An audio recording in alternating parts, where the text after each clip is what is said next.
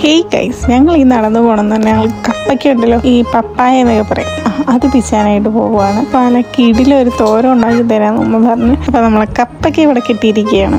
അപ്പോൾ അത്യാവശ്യം വലിയ ഒരെണ്ണം തന്നെ നമുക്ക് കിട്ടിയിരിക്കുകയാണ്. അപ്പോൾ ഇതുകൊണ്ട് നമുക്ക് നേരെ വീട്ടിലോട്ട് പോവാം. ചെറിയ രീതിക്കാണ് കഴുകിയെടുക്കുന്നത്, കാരണം തൊലിയൊക്കെ കളഞ്ഞിട്ടാണ് ഇത് കഴുകുന്നതാണ് ഉമ്മ പറഞ്ഞത്.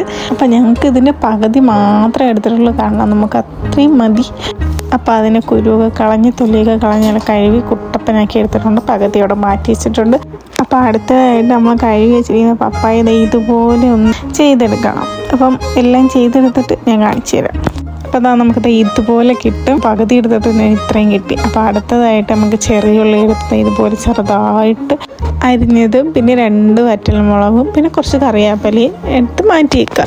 അതിന് ശേഷം ഒരു പാത്രം എടുത്തിട്ട് അതിൻ്റെ അകത്ത് കുറച്ച് പാം ഓയിലോ വെളിച്ചെണ്ണയോ ഒഴിച്ച് എണ്ണ ചൂടായതിന് ശേഷം കുറച്ച് കടുക് ഇട്ട് അത് പൊട്ടിയതിന് ശേഷം നമ്മൾ മാറ്റി വെച്ച ചെറിയ ഉള്ളിയും വറ്റൽമുളകും കറിവേപ്പിലയും ഇട്ട് ചെറിയ രീതിക്കൊന്ന് ഇളക്കുക.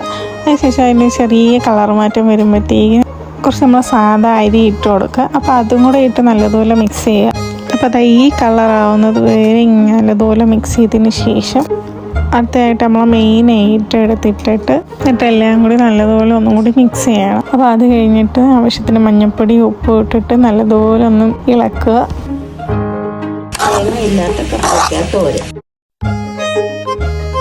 10 മിനിറ്റ് അടച്ച് വെച്ച് നമുക്ക് വേവില്ല. അപ്പോൾ നമ്മൾ തേങ്ങയില്ലാത്ത കപ്പയ്ക്കകത്തോരെ ഇവിടെ റെഡി ആയിരിക്കുകയാണ്. അപ്പോൾ ഇഷ്ടപ്പെട്ട അഭിപ്രായം അറിയിക്കാൻ മറക്കരുത്. അപ്പോൾ അടുത്തൊരു കിടിലൻ വീഡിയോ ആയിട്ട് വരുന്നവരേക്കും.